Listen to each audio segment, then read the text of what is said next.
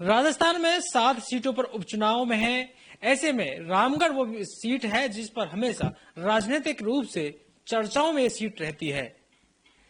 रामगढ़ में इस बार कांग्रेस ने जुबेर खान के बेटे पर फिर से दाव लगाया है इमोशनल कार्ड खेलने के लिए। वहीं बीजेपी ने खुशवंत सिंह को मैदान में उतार दिया है। खुशवंत सिंह पिछली बार बागी थे बीजेपी से, अब उन्हें बीजेपी ने प्रत्याशी वहां से बना दिया है। ऐसे में तीसरा विकल्प भी अब रामगढ़ में आ गया है। हमारे साथ एक ऐसे व्यक्ति मौजूद हैं जिन्होंने लंबे वक्त से कांग्रेस के लिए काम किया। महारानी कॉलेज के वो प्रेसिडेंट भी रहे हैं एनएसयूआई से। ऐसे में हमारे साथ मौजूद हैं विजय चौधरी जी, जिनसे हम बातचीत करेंगे। वो कांग्रेस के लिए बहुत लंबे वक्त से काम किए वर्कर के रूप में, लेकिन उन्हें वो तबो जी कांग्रेस में नहीं मिली। अब उन्होंने निर्दलीय प्रत्याशी के रूप में रामगढ़ में अपना दम दिखाने के लिए पर्चा भर दिया है। अब वो मैदान में है। अब उनसे बातचीत करेंगे कि किस तरह से वो पृष्ठभूमि उनकी रही है और उनको रामगढ़ में आखिरकार इतना लंबा इंतजार करने के बाद निर्दलीय के रूप में उनको उतरना पड़ा। सबसे पहले आपके लिए बहुत बहुत धन्यवाद बातचीत करने के लिए। धन्यवाद दशरथ जी। किस तरह की पृष्ठभूमि आपकी रही, पहले ये बताएं कि किस तरह की पृष्ठभूमि, राजनीति में आपका आना कैसे हुआ, क्या आपका पारिवारिक पृष्ठभूमि रही है और किस तरह से ये जो राजनीति है उसकी तरफ आपका रुझान था? ऐसा है दशरथ जी, सबसे पहले तो मैं पॉलिटिकल पंचायत के सभी दर्शकों और व्यूअर्स को दिवाली, गोवर्धन और भाई दूज की बहुत बहुत शुभकामनाएं देता हूं। आपको भी देता हूं, आपके सभी साथियों को। मैं एक किसान परिवार से बिलोंग करता हूं और नदवई में लखनपुर मेरा गांव है, अटारी लखनपुर। और जो राजनीति में मेरा आने का रुझान हुआ और अलवर से और रामगढ़ से मेरा कैसे जुड़ाव है, उस चीज को मैं आपको बताना चाह रहा हूं कि मैं अलवर के यशवंत प्रताप जो स्कूल है, यशवंत का मैं विद्यार्थी रहा हूं, जहां रामगढ़ के बहुत सारे साथी मेरे साथ उसमें पढ़ाई की है। वहां पर मेरे बड़े भाई थे, वो भी छात्र राजनीति करते थे और उनके एक दोस्त थे ओमवीर चौधरी, जो आर्ट्स कॉलेज में छात्र संघ का चुनाव लड़ते थे। इस वजह से मुझे 11वीं और 12वीं में पढ़ाई करते समय ही मेरे अंदर छात्र संघ अध्यक्ष बनने का एक सपना देखा था मैंने। और मेरे परिवार में भी थोड़ा पारिवारिक कुछ लोग थे, वो राजनीति करते थे। लेकिन कॉलेज का जब चुनाव में वहां देखता था तो उस वजह से मैंने महारानी के, क्योंकि मेरा जिला नहीं था अलवर, महारानी कॉलेज में हमारा प्रभाव ठीक अच्छा रहता, इसलिए मैंने जैसे ही एडमिशन वहां लिया फर्स्ट ईयर में, तब से ही मैंने राजनीति छात्रों के साथ स्टार्ट कर दी और छात्र संघ अध्यक्ष बना दिया छात्रों ने 2003 में। एनएसयूआई से नटवर सिंह जी ने उस समय मुझे टिकट देने के लिए कहा और मैंने उनके कहने पर एनएसयूआई ज्वाइन कर ली और मैं 2003 में एनएसयूआई से अध्यक्ष बन गया। उसके बाद मेरा मैंने गांव में लोगों की सेवा करना, क्षेत्र के लोगों की सेवा करना, जो भी मैं जिस लायक था वो काम करवाना। फिर मैं 2010 में मेरी पत्नी को मैंने सरपंच का चुनाव लड़ाया और उन्होंने, गांव वालों ने पहली बार में ही सरपंच बना दिया। 5 साल मैंने बहुत ईमानदारी से काम किया, लोगों के साथ जुड़ के काम किया। हालांकि मैं कॉलेज का चुनाव जीत चुका था तो मैं विधायक का प्रत्याशी अपने आप को मानता था और लोग भी मानते थे कि ये नदवई का कभी विधायक रहेगा, क्योंकि यदुनाथ सिंह जी भी उसी कॉलेज के प्रेसिडेंट रहे थे और उसके बाद आकर के सरपंच बने और एमएलए बने। तो मेरे से लोगों को थोड़ा सा डर रहता था, इसलिए मेरे को वो चाहे कांग्रेस के लोग हों चाहे कोई और नेता हो कभी पनपने नहीं देते थे। और मेरे सरपंच बनते ही उनको डर लगने लग गया कि ये आगे भी बढ़ेगा, तो मेरे दुश्मन बनना स्टार्ट हो गया। विकास से मैंने कोई किसी के साथ आज तक गलत नहीं किया, मेरा विकास देख करके मेरे दुश्मन बनना स्टार्ट हो गया। बड़े नेताओं के अंदर कांटा सा लगने लग गया कि यार ये तो, अच्छा मेरे यहाँ से जो चुनाव लड़ते थे वो भी मेरे से पूर्व में छात्र संघ अध्यक्ष रहे थे, गिरीश चौधरी, वो नदवई से 2008 में चुनाव हार चुके थे। तो उनको ये लगा कि ये लड़का अगर आगे बढ़ेगा तो वो डीसीसी के अध्यक्ष थे, उन्होंने भी कभी मेरे को कांग्रेस में आगे नहीं आने दिया।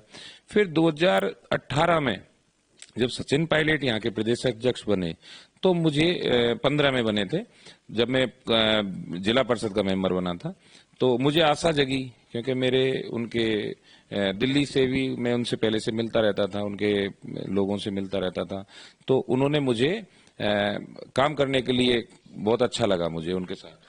उसके पहले आपने कोई सदस्यता कांग्रेस के लिए, क्योंकि इतने लंबा वक्त हो गया, आपने काम किया था और प्रदेश अध्यक्ष, जो आप महारानी कॉलेज के अध्यक्ष भी रहे थे, तो उस बीच में आपने कोई जो कांग्रेस की सदस्यता लेकर या सचिन पायलट से सीधा प्रभावित होकर ही आप कांग्रेस में आए? नहीं, मैं तो 2003 में ही कांग्रेस में ही आ गया था, एनएसयूआई के माध्यम से। फिर यूथ कांग्रेस में काम किया, उसके बाद में मैन कांग्रेस में काम किया। जो भी काम था। फिर 15 में मैं चुनाव लड़ा है कांग्रेस से उसका, और सारे पार्टी के जितने भी धरने प्रदर्शन जो भी होते थे सब में आगे बढ़ चढ़ करके हिस्सा लेता था। एनएसयूआई में धीरज जी ने मेरे को महासचिव भी, वो सेक्रेटरी सचिव भी बनाया था, प्रदेश सचिव, संगठन सचिव, ऐसे कई पदों पे मैं एनएसयूआई में रहा। यूथ कांग्रेस में भी काफी काम किया, और बड़े दिल्ली में भी डीयू के चुनावों में भी एक एक दो दो महीने तक हम वहां जाकर के प्रचार करते थे। डूसू वाले चुनाव जो दिल्ली छात्र संघ अध्यक्ष के चुनाव होते हैं दिल्ली यूनिवर्सिटी के, और एआईसीसी के जो भी कार्यक्रम चलते थे उनमें सब में काम करते थे। सभी जिला अध्यक्षों के, चाहे गोविंद शर्मा जी हो चाहे गिरीश चौधरी हो, सबके साथ काम किया। बीच में कोई टिकट मांगने की सचिन पायलट हो प्रदेश अध्यक्ष, या और कोई डोटासरा जी प्रदेश अध्यक्ष बने, तो क्या लगता है कि आपने वहां तक अपनी बात को पहुंचाया? ऐसा है, 2018 में एक प्रोजेक्ट शक्ति मिशन चला था विधानसभा चुनाव से पहले।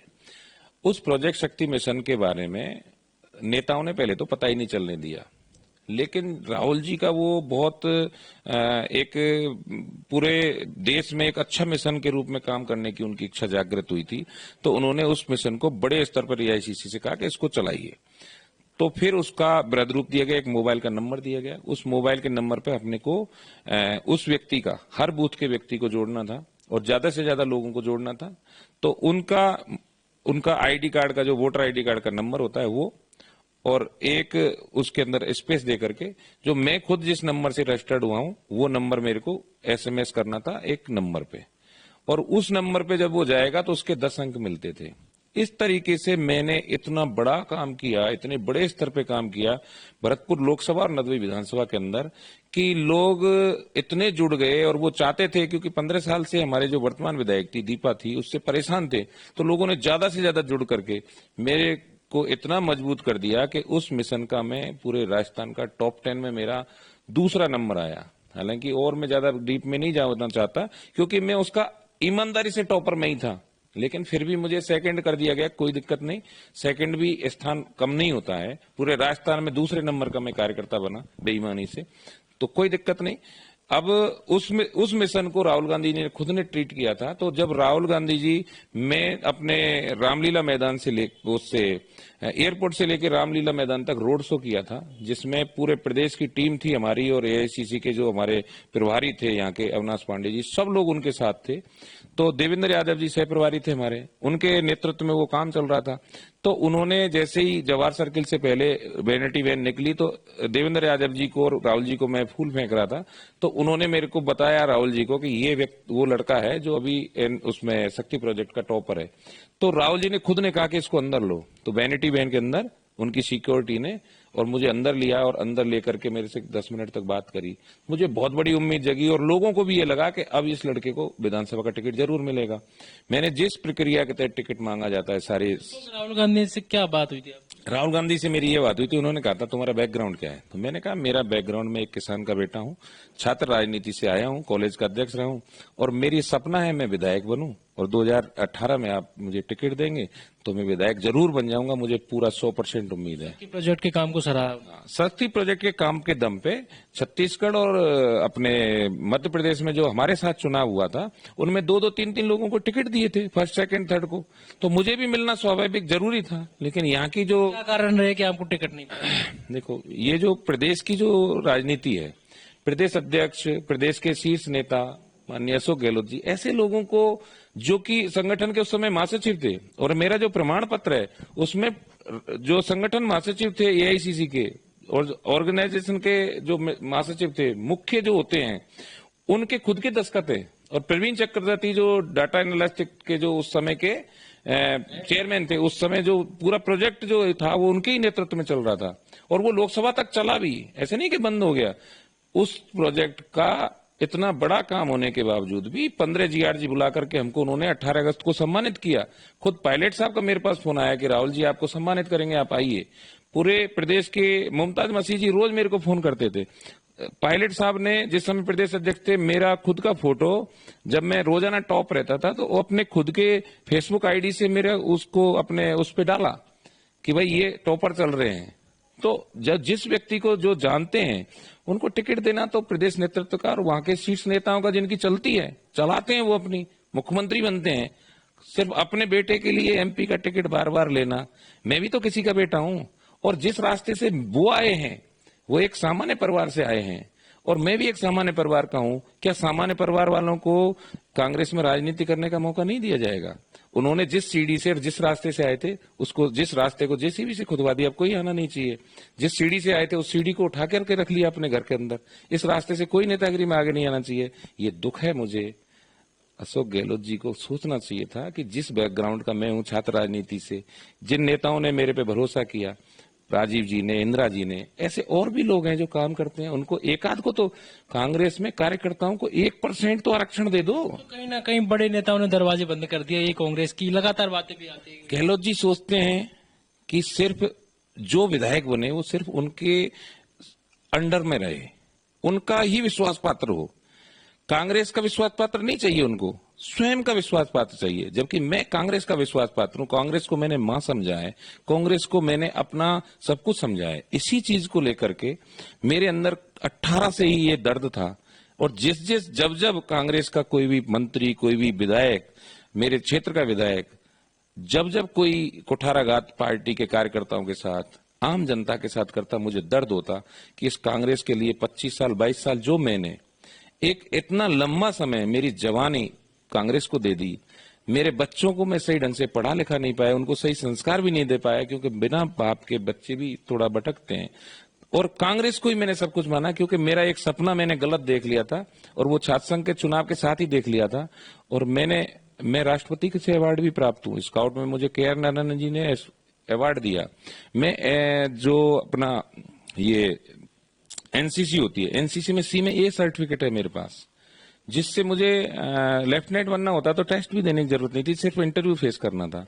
लेकिन वो सारी चीजें छोड़ करके मैं समाज को एक नई दिशा देने के लिए, एक स्वच्छ राजनीति देने के लिए, एक शाकाहारी व्यक्ति होने के नाते, मेरे अंदर कोई आदत नहीं है, सिर्फ शुद्ध शाकाहारी व्यक्ति हूँ, शुद्ध विचारों के व्यक्ति हूँ।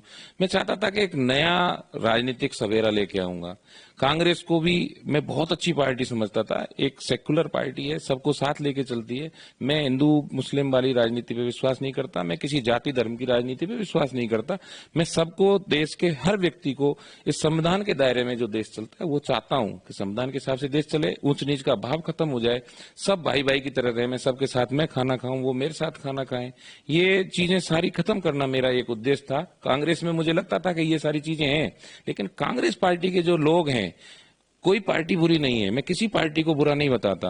जिन लोगों ने भी जिस पार्टी का गठन किया वो बहुत अच्छी सोच के साथ किया था, लेकिन जब गलत लोग पार्टी में आ जाएंगे तो वो पार्टी गलत हो जाएगी। प्रदेश प्रेसिडेंट पायलट थे, तो फिर आपने पायलट साहब से बात की या फिर अशोक गहलोत से कोई बातें हुई उसके बाद? देखिए, मैं आपको बताऊं, पायलट साहब से तो मैंने 10 बार कहा, पायलट साहब आप मुझे टिकट दीजिए। मैंने लोगों से सिफारिश भी करवाई, कई जगह से मैंने कहा। पायलट साहब जो हमारे जिलाध्यक्ष थे उस समय, शेर सिंह सूपा जी, वो पायलट साहब के बहुत करीबी थे। उनको तो पता था कि मैं कितना वर्कर हूं। उन्होंने, पायलट साहब के निजी सचिव हैं निरंजन जी पप्पी, उनके परिवार से मेरे 15 साल पुराने संबंध हैं।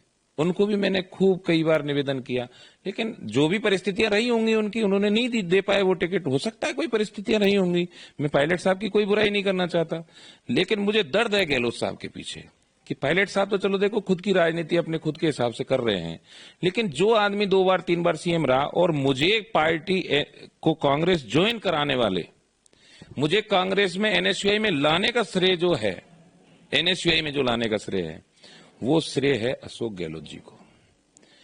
ये अशोक गहलोत जी 2013 में जब मेरे नेता थे, मेरे क्षेत्र के कृषि मंत्री थे उस समय के, डेयरी के भी मंत्री थे हरि सिंह कुमेर जी, उनके कार्यक्रम में पपरेरा गए थे।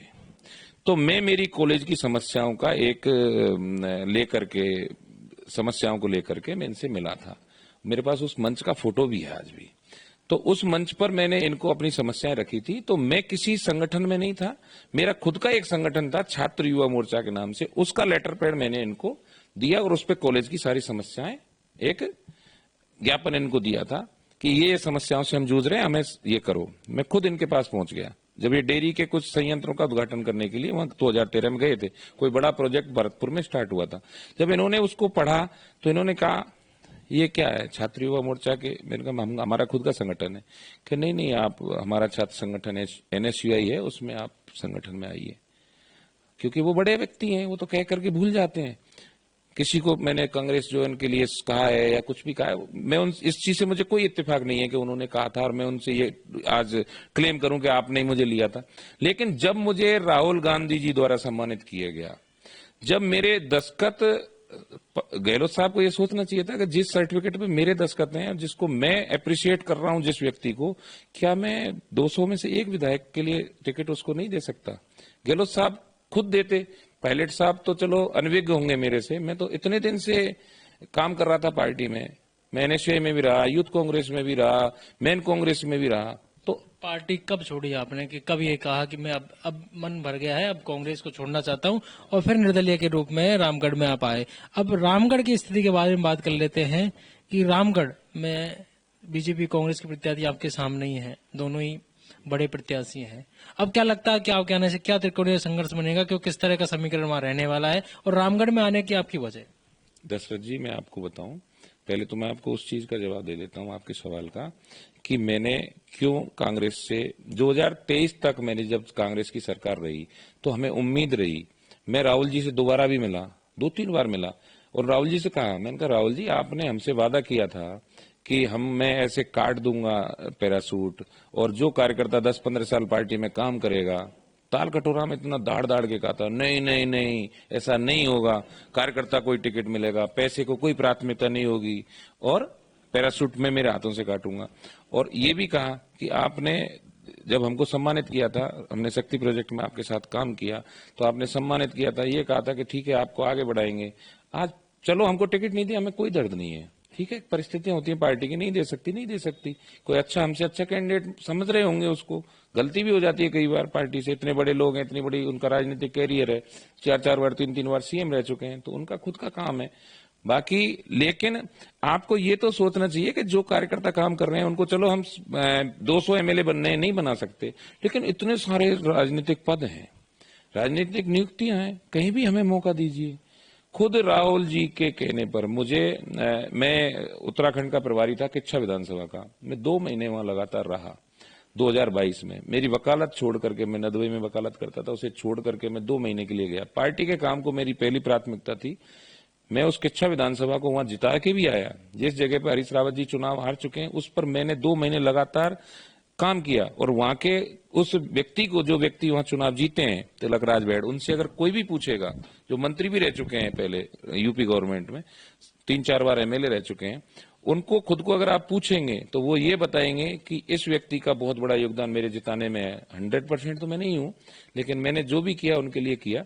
तो उस समय मेरे को जब राहुल जी ने, मैं वहां पे गया किसान सम्मेलन में, राहुल जी का मौका मिल गया मेरे से आने का आमने सामने, तो मैंने उनसे कहा, मैंने कहा भाई साहब, मतलब मेरी बोलने की स्टाइल यही है, भैया हम लोग, मैं शक्ति का कार्यकर्ता हूं, मैंने आपने मुझे सम्मानित किया था, हम लोग 2018 से अब तक 22 में चुनाव था वहां, हम अभी तक भटक रहे हैं, हमें कोई न्याय नहीं मिला, कोई पार्टी के लोग, सरकार के लोग हमें कहीं कोई स्थान नहीं दे रहे हैं। उन्होंने तुरंत कहा कि आप अलंकार से मिलाइए इनको, तो उनके सिक्योरिटी वाले ने मुझे अलंकार जी से मिलाया। अलंकार जी को मैंने सारी बात बताई, उन्होंने कहा ऐसा करिए आप सारे टाइप वो करिए, व्हाट्सएप मैसेज मुझे भेज दीजिए। उन्होंने मैसेज भेज दिया सीधा प्रवीण चक्रवर्ती जी के लिए।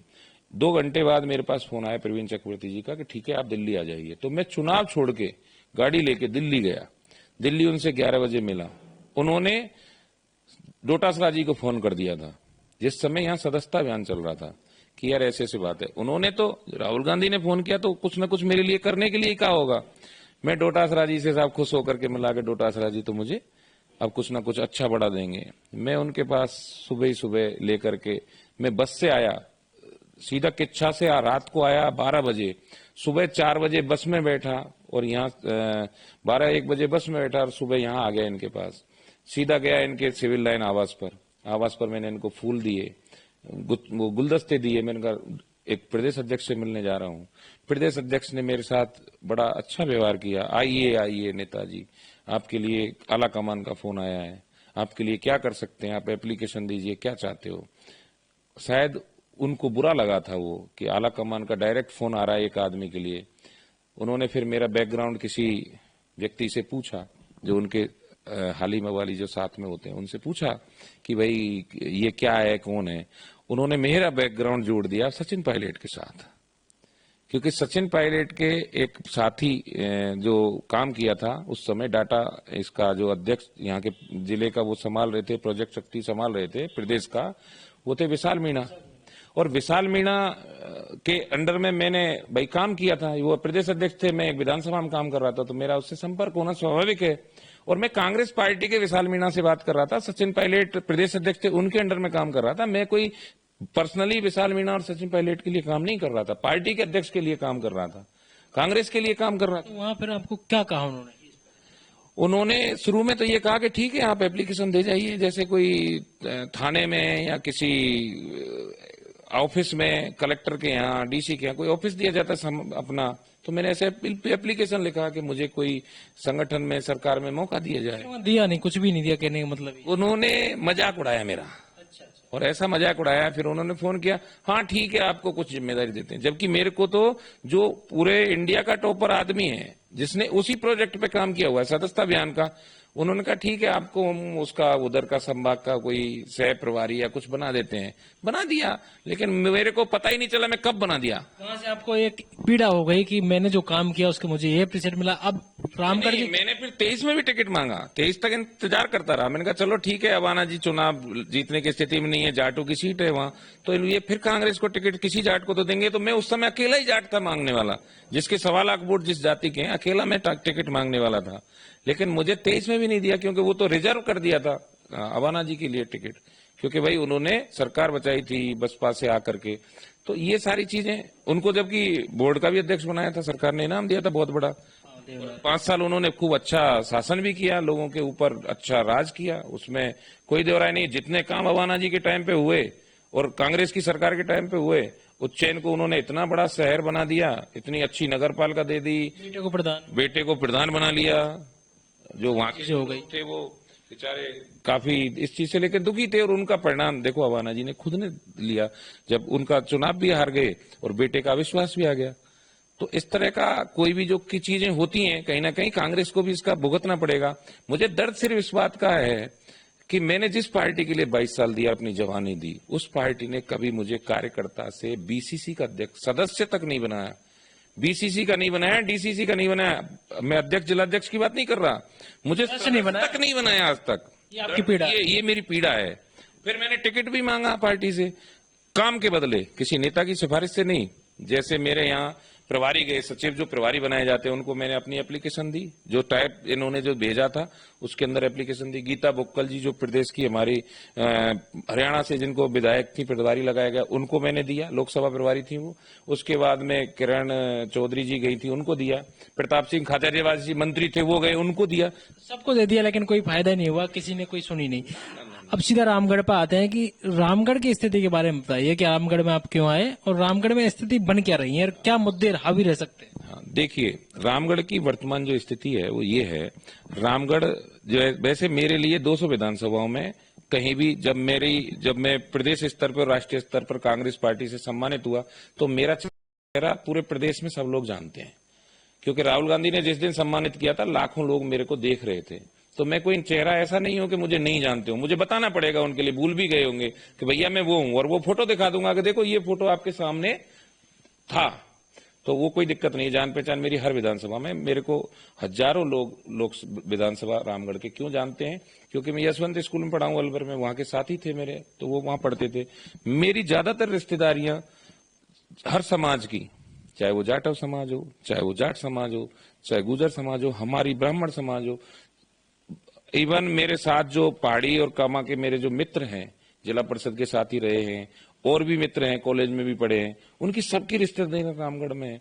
तो मुझे उन लोगों ने सबने मिल करके ये फैसला किया कि यार आप यहाँ आओ, क्योंकि मैं वो जो काम कर रहा था ना, उसमें वो सब पूरी टीम थी मेरे साथ, जो 1 महीने से मेरा, 1-2 महीने से जो मेरा वो फाइनेंस वाला जो काम वहां पे सर्वे चल रहा था, तो उन लोगों को हम सबल बनाने के लिए, मजबूत बनाने के लिए, क्योंकि जुड़ेगा कोई तभी जब हम उनको थोड़ा बहुत मजबूत करेंगे। तो आर्थिक रूप से मजबूत करने का एक जो मिशन हमारा, हर परिवार को 10-15 हजार का रोजगार घर बैठे देने का एक काम चल रहा है, एक हमारे एनजीओ के थ्रू, उसके समाज सेवा के थ्रू, उस काम को लेकर के हमने जो स्टार्टिंग की है वहां, तो हजारों लोग हमारे साथ जुड़े हुए हैं। वर्तमान रामगढ़ की परिस्थिति ये है कि रामगढ़ में दोनों पार्टियां हिंदू और मुस्लिम पे चुनाव लड़ना चाहती हैं और एक सिंपैथी बटोरना चाहती है। दूसरी पार्टी जो है वो पिछली बार एक आजाद समाज पार्टी के जो प्रत्याशी रहे उन्होंने 74,000 वोट ले लिए। वो ये सोच रही है कि हो सकता है 74,000 में कुछ प्लस हो जाए। बाकी वास्तविक स्थिति ये है कि लोग ना तो जुबेर खान जी के बेटे से खुश हैं, साफिया जी ने जो लोगों के साथ जो पहले जो कर रखा है उसको वो भूल नहीं पा रहे हैं, बेटे को भी कोई राजनीतिक अनुभव नहीं है। कुछ जो स्वार्थी तत्व जैसे लोग हैं कुछ, वो उनको ला करके और विधायक बना करके अपनी रोटी सेकना चाहते हैं, क्योंकि अभी उस बच्चे को राजनीति में कोई अनुभव नहीं है। और वो आर्यन को एमएलए बना करके साफिया जी अपनी राजनीति चलाना चाहती हैं कि मैं राज करूंगी। कुल मिलाकर के ये सारी चीजें पढ़े लिखे मुसलमान भी जानते हैं और हिंदू सुखवंत जी की योग्यता को जानते हैं कि वो विधायक बनने लायक हैं या नहीं है। तो दोनों पार्टियों का जो काम है, अगर समय रहा और हम लोग उनके बीच में अपनी बात को, अपनी जो पार्टी जो मैंने बनाई है भारतीय राष्ट्रीय कार्यकर्ता कांग्रेस, जो संगठन हमने बनाया है जो पार्टी का रूप लेगा, भारतीय राष्ट्रीय कार्यकर्ता कांग्रेस का हर गांव में कार्यकर्ता, हर बूथ पे कार्यकर्ता होगा। और हो सकता है इस चुनाव में जो ताकतें गलत तरीके से अपनी शक्ति यूज करके और लोगों को परेशान कर चुकी हैं 50-40 साल से जो राजनीति में, और जो हिंदू मुस्लिम भाईचारा खराब करके चुनाव जीतना चाहते हैं और माहौल खराब करना चाहते हैं, उनको सबको हमारी आचार संहिता जो चुनाव की है उसके तहत न्याय पूर्वक चुनाव होगा। और इस तरह का वो प्रशासन भी रोक लगाएगा, किसी तरह के भड़काऊ भाषण देने वाले को अयोग्य करार दिया जाएगा। और जो मुस्लिमों को भड़काएंगे अपने वोट के लिए, वो मुस्लिम प्रत्याशी को भी रोका जाए, और हिंदुओं को भड़काने वाले प्रत्याशी को वहां भी रोका जाए, और अक्षर से पालन होगा आचार संहिता का। तो न्यायिक तरीके से चुनाव हुआ। तो विजय चौधरी जो है वहां पे प्रत्याशी, वो बहुत मजबूत प्रत्याशी है। और धीरे धीरे, क्योंकि अभी लोगों के लिए, बहुत लोगों के लिए मैं नया हूं, तो 5-10 दिन में जब प्रचार होगा और 11 तारीख को जब प्रचार बंद होगा, उसके बाद में परिणाम एक अलग ऐतिहासिक परिणाम भी हो सकता है। क्या लगता है कि बीजेपी कह रही है कि वो 10 महीने के कार्यकाल को लेकर जाएगी, उन्होंने ऐतिहासिक बहुत सारे ऐसे काम किए हैं उनको लेकर जाएगी। कांग्रेस कह रही है कि साफिया जुबेर या जो जुबेर खान थे उनके नाम पर वोट लेगी। तो क्या लगता है कि बीजेपी जो कह रही है वो सही है या कांग्रेस जो कह रही है वो सही है? आप कहाँ अपने आपको उनके बीच में पाते हैं? देखिए, मैं आपको एक ही चीज बता दूं, हालांकि मैंने आज पहला इंटरव्यू आपके साथ हुआ है, तो मैंने आपको बहुत सारी चीजें, क्योंकि मैं पहला इंटरव्यू आपके साथ दे रहा हूं और एक भारतीय राष्ट्रीय कांग्रेस संगठन की तरफ से मैं आपको अपना प्रेजेंट कर रहा हूं, तो जो भी मैं कुछ बोल रहा हूं, लेकिन मेरी जो संगठन है और मेरी पार्टी बनेगी उसका एक ही उद्देश्य रहेगा कि मैं किसी की कमियां नहीं ढूंढूंगा। बीजेपी ने 10 महीने में अच्छा किया है, खूब अच्छा किया है, लेकिन अगर हमको कभी मौका मिला तो इन्होंने 10 महीने में किया उसको हम 1 महीने में करने की कोशिश करेंगे, इससे भी और अच्छा करने की कोशिश करेंगे। कांग्रेस अपनी कोई बात कह रही है, कांग्रेस के कोई नेता की मैं कोई कमी नहीं निकालना चाहता। उन्होंने जो भी कुछ किया होगा, उनके पिताजी ने किया होगा, उनकी मां ने जो कुछ भी किया होगा, और उनसे लोग खुश होंगे तो फिर हमें कौन पूछेगा रामगढ़ में। अगर उनसे कोई दुखी होगा, बीजेपी के कार्यक्रमों से कोई दुखी होगा, तभी तो हमको जो कोई जिताएगा। इसलिए मैं किसी की कमी नहीं करना चाहता। बहुत अच्छा काम बीजेपी ने किया, बहुत अच्छा काम पिछली गवर्नमेंट ने कांग्रेस ने किया, लेकिन कच्चा किया होगा तो अब आगे परिणाम अच्छा आ जाएगा उनके लिए। और मैं तो ये चाहता हूं, मैं उनसे अच्छी योजनाएं, सरकार नहीं है, हमारा कोई हम विधायक नहीं है, फिर भी ऐसी योजनाएं हम उनको चला रहे हैं, ऐसी योजनाओं पे हम काम कर रहे थे पहले से ही। चुनाव तो अब घोषित हुआ है, हम तो 2-3 महीने पहले से ही उस क्षेत्र में, पूरे राजस्थान के हर विधानसभा में हम लोग वो कार्यक्रम चला रहे हैं, जिससे हम लोगों को सबल कर सके और हमारे इस संगठन को, जो भारतीय राष्ट्रीय कार्यकर्ता कांग्रेस नाम का जो संगठन है और जो पार्टी का रूप लेगा पंचायत राज चुनाव से पहले, उसको ज्यादा से ज्यादा मजबूत कर सके और लोगों को अपने साथ जोड़ सके। तो ये थे हमारे साथ विजय चौधरी, जिन्होंने कांग्रेस में लंबे वक्त से काम किया, लेकिन उन्हें जो काम करने का रूप था, वो जो उन्होंने काम किया कांग्रेस के लिए, उनका उस तवज्जो नहीं मिल पाई। अशोक गहलोत के लिए उन्होंने कहा कि एक कार्यकर्ता इस तरह से काम करता है, और राहुल गांधी के लिए भी उन्होंने काम किया। शक्ति प्रोजेक्ट जो चला था कांग्रेस का, उसमें उन्होंने टॉप 2 में रहे थे राजस्थान में।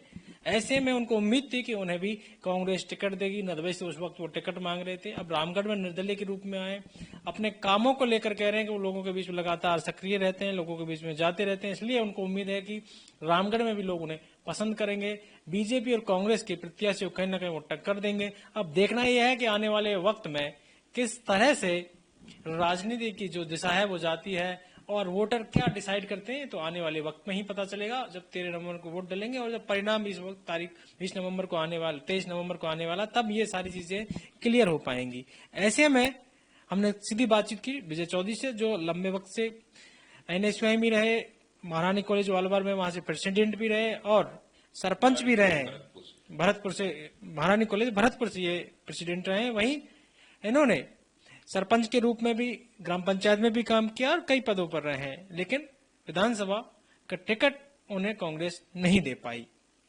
पॉलिटिकल पंचायत के लिए जयपुर से दशरथ सिंह।